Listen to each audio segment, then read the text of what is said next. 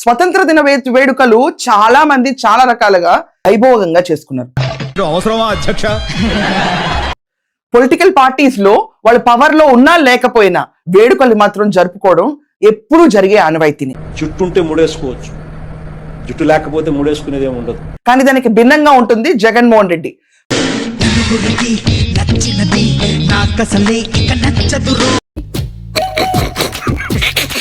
ప్రతిపక్ష హోదా ఇస్తే తప్ప అసెంబ్లీకి రాడు.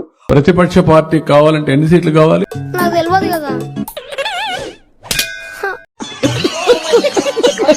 18 కావాలి, 18 ప్లస్ 19 కావాలి.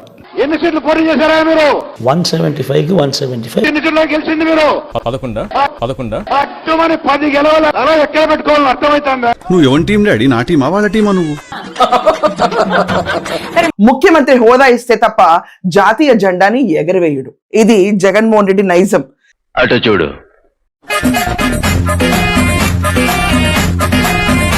అంత బాగానే ఉంది. అసలు ట్విస్ట్ చూస్తే షాక్ అయిపోతారు.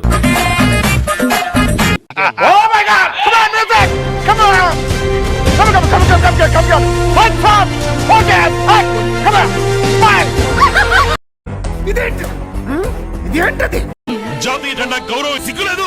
ఏ దేశంలో పుట్టారా మీరు? దేశంలో జెండాల సంఖ్య ఎక్కువ అవడం వల్ల పార్టీ జెండాకి జాతీయ జెండాకి తేడా తెలియకుండా పోయింది కదా. అటు చూడు బే.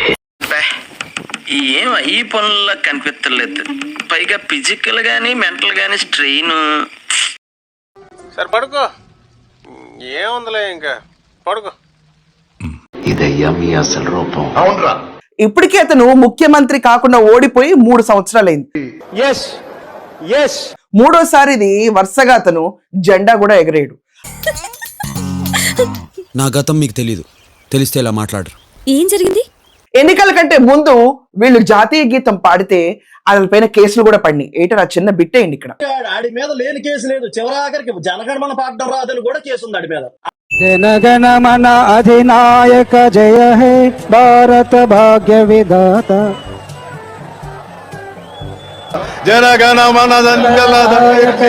జాతీయ గీతం కూడా వాళ్ళు సరిగ్గా పాడలేరు. అది మా ఇంత అంటలేదు. మీ కంటికి మేము చదువుకున్నా కనబడుతున్నావా? ఎవరైతే జాతీయ గీతాన్ని సరిగ్గా పాడరో వాళ్ళపైన కేసులు పడతాయనే భయంతో వీళ్ళు జెండా ఎగరేయరా? ఎందుకు భయపెడతావు? మన వెనకాల పోలంత మంది సైనికులు ఉన్నారు కదా. ఉన్నారు. మనం మన ప్రజలకి నేర్పించేది ఈ రోజు ఇంత కష్టపడితే మనకి స్వతంత్రం వచ్చిందన్నది మనం తలెత్తుకుని గర్వంగా. అంటే రెండో పార్ట్ కూడా ఉందా కథలో? అది ట్విస్ట్ సార్. జవహర్ లాల్ నెహ్రూ ఉటకించారు. ఏంటి బాబన్న? ఉటకించారు. ఓహో, ఇప్పుడు అలా కూడా రాస్తున్నారు అన్నమాట. ఇదే ఉంది, ముందు ముందు బోల్డ్ వెళ్తాలు జరగబోతుంది. పేదవాడి ఆర్తిని చెప్పింది మీకు సరిగ్గా అర్థమైనట్లేదు. ఇంకోసారి పేదవాడి ఆర్తిని రెండోసారి కూడా వినాలా? 56 కార్పొరేషన్ నువ్వు ఇంత టాలెంటెడ్ ఉన్నావు. ఆంధ్రప్రదేశ్ లోనే ఆవిర్భించాలని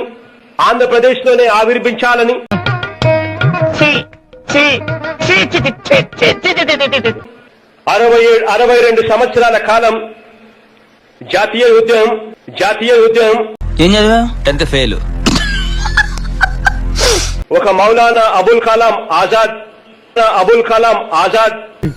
కొంపదీసి నీకు మెదడు వ్యాపి వ్యాధి రావడం లేదు కదా? నేనేం చేస్తానో నాకే తెలీదు. మన సమర యోధుల త్యాగ నిరతికి నువ్వు మాట్లాడేది తెలుగా, తమిళమా, మలయాళమా, కన్నడమా, హిందీయా, పంజాబీయా? నీకు దండం పెడతాన్రా.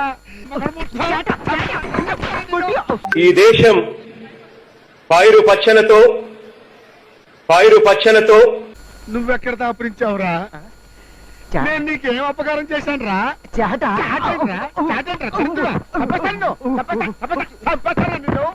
ఏటా 70 లక్షల టన్నుల గోదామును అద్భుతమైన సందేశం ద్వారా అందరిలోనూ దేశభక్తి స్ఫూర్తిని నింపిన వైఎస్ జగన్మోహన్ రెడ్డి గారికి మనస్ఫూర్తిగా ధన్యవాదాలు తెలియజేస్తున్నాను.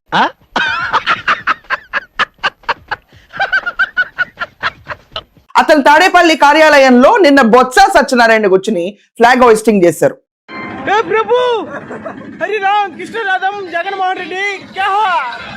ఇది కాకుండా జగన్మోహన్ రెడ్డికి వాళ్ళ పార్టీ వాళ్లే పిలుపునిస్తారు. రండి సార్, 80వ స్వతంత్ర దినోత్సవ వేడుకలు ఆగస్టు 15న మనం చేసుకోవాలంటే జెండా ఎగరేస్తే రాజకీయంగా మనకైనా మైలేజ్ వస్తుందా, దీనివల్ల అయినా ఓట్లు పడతాయా అని అతను అన్నాడని ఇవన్నీ గుర్తు పెట్టుకుందిరా బాబాయ్. వాళ్ళ సొంత పార్టీ వాళ్ళకి అర్థం కావట్లేదు. ఎట్లుంటది మరి మనతోని? చంద్రబాబు నాయుడు గారిని లైవ్ ఎగ్జాంపుల్ గా తీసుకుని అందరూ నేర్చుకోవాలి. ఆంధ్రప్రదేశ్ వరకే మాట్లాడతాం కాబట్టి. జాతీయ పతాకావిష్కరణతో జాతీయ గీతాలాపన జరుగుతుంది.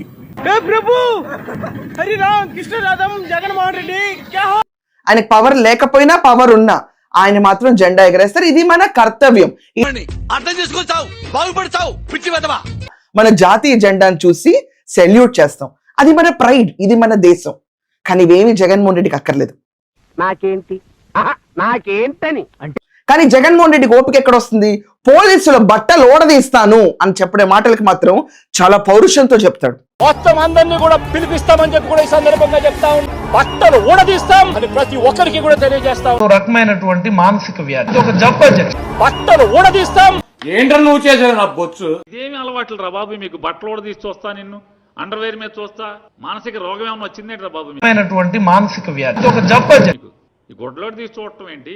అండర్వేర్ మీద చూడటం ఏంటి? ఏంటి ఉన్నటువంటి డాక్టర్ని పిలిపించి భూత వైద్యుని సంప్రదిస్తే పోయేది. రాజమండ్రిలో ఉన్నాడు కదా భూత వైద్యుడు, ఆ భూత వైద్యుని సంప్రదించి మంత్రాలు పెట్టుకో, నీకు ధైర్యం వస్తుంది. ప్రపంచంలో ఎక్కడా లేని మాలోకంగా అందరూ నాకే తగులుతారు. గంజాయి బ్యాచ్ ని పరామర్శించాలి, ఆఖరికి నాగమల్లేశ్వరరావుకి ఇలాంటి బెట్టింగ్ రైడ్ విగ్రహానికి దండేయాలన్నా కూడా సింగాయి తల ఎక్కించుకుంటూ వెళ్ళిపోతా ఉంటాడు. యాక్సిడెంట్ జరిగింది, దురదృష్టకరం. అతను ఎవరో కాదు, మా కార్యకర్త. మా ఇంట్లో కూడా మేము కోసుకునే దానికి మీ పర్మిషన్ ఏంది?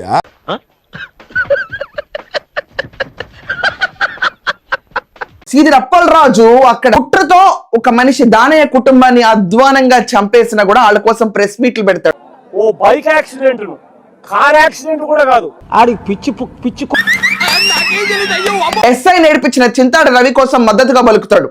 ఎవడన్నా కేసు పెట్టేవాడు ఎవడన్నా, అందులో ఆడ ఎస్ఐని ఎవడన్నా పోలీసు వాళ్ళని ఇంతమంది మనుషుల ముందర ఎవడన్నా పోలీసు వాళ్ళని చంపుతారా? యాపాకులన్నా తినరా, నీ కడుపులో చెడు బుద్ధులన్నా పోతాయి. కడుపు అంతా చెడు బుద్ధులే. లేడీ స్త్రీ ఒక లేడీని బట్టలు చింపేసిన విరూపాక్ష లాంటి పరామర్శించడానికి వెళ్తాడు. ఇది జగన్మోహన్ రెడ్డి నైజం. దరిద్రం ఏంటంటే ఒక ఎదవ ఉన్నాడు ఫర్ ఎగ్జాంపుల్, ఆ ఎదవకి ఎవడెళ్ళి నువ్వు ఎదవ అని చెప్పడం, ఆడికి ఎడ తెలుస్తుంది? ఆడు కరెక్ట్ అనుకుంటాడు. అది చెప్పే ఇది ఎవరికి లేదు. అది తెలియపోవటం వల్ల నేనే కరెక్ట్ అనుకుని ముందుకు వెళ్ళిపోతున్నాడు. ఎదవ పనులు చేసుకుంటా.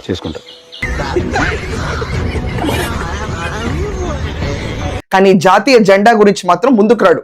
ఎందుకంటే తను ఏ చేసిన ఏ పనికైనా కూడా పొలిటికల్ మైలేజ్ కావాలి. పొలిటికల్ మైలేజ్ లేకుండా ఓట్లకు కన్వర్ట్ అవ్వకుండా ఉంటే జగన్మోహన్ రెడ్డి దాని చుట్టుపక్కల ప్రాంతాలకే రానే రాడు. తెలిసిపోయిందా? మీ అందరికీ తెలిసిపోయిందా?